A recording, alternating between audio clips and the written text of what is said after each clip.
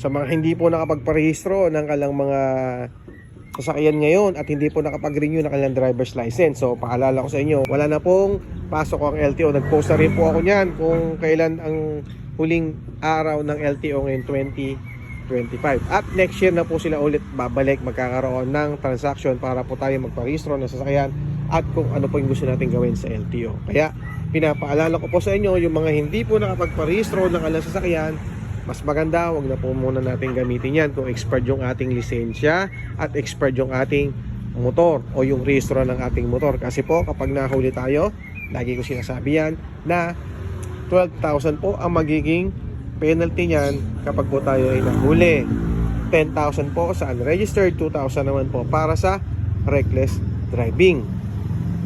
At ang mabigat din yan, kailangan mo muna iparehistro yung motor bago mo matubos ang iyong ticket, ang iyong lisensya, or bago mo makuha yan sa impounding area kung sakasakali po yan ay na-impound. Pinapaalala ko rin sa inyo mga kaibigan na kung bibiyahe po tayo, dapat meron po tayong side mirror. Okay?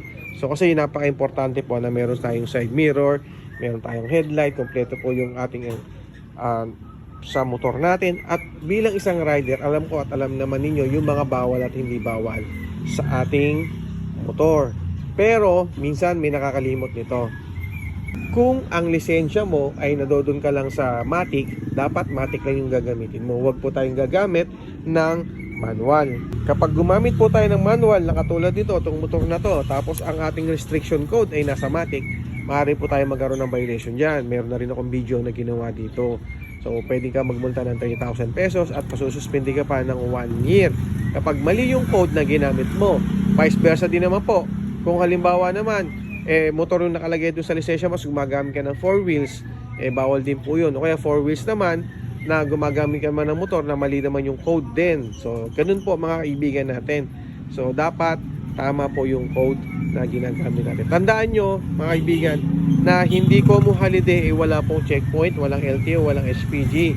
Kasi nga po, mga kaibigan, ang LTO, para sa kalaman din po ng lahat, na wala pong pinipiling oras, wala pong pinipiling araw. Pag po yan ay magkakandak po ng checkpoint. Okay, kahit po madaling araw. Kasi po, sa batas po kasi na wala pong oras ang pag-checkpoint ng LTO at SPG. Kaya, kung bibiyahe kayo, dapat kompleto yung parte ng motor ninyo. Tulad ng side mirror. Kahit sabihin mong medyo luma na yan, basta meron pa yung salamin, okay pa yan. Kung yan basag o kaya tanggal tong salamin to, pwede po yan magkaroon ng violation. Pwede po yan magkaroon ng multa.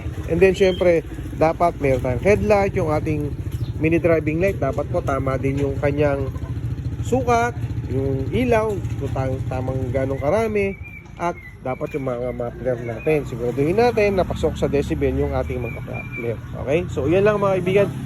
Paalala ko lang sa inyo na ngayon 2025 is maging maingat po tayo, lalo sa darating na 2026. Dapat magparehistro po tayo na maaga kasi taon-taon po pinaparehistro yung sasakyan. Siguraduhin po natin nakakarehistro yan, and dapat sumunod po tayo sa traffic rules and violation ngayon. Okay, so yun lang, maraming salamat and bye bye, thank you, ingat po tayo and happy new year sa lahat ng ating mga followers. Ingat po tayo palagi, bye bye, sana nakatulong ang video na to, thank you.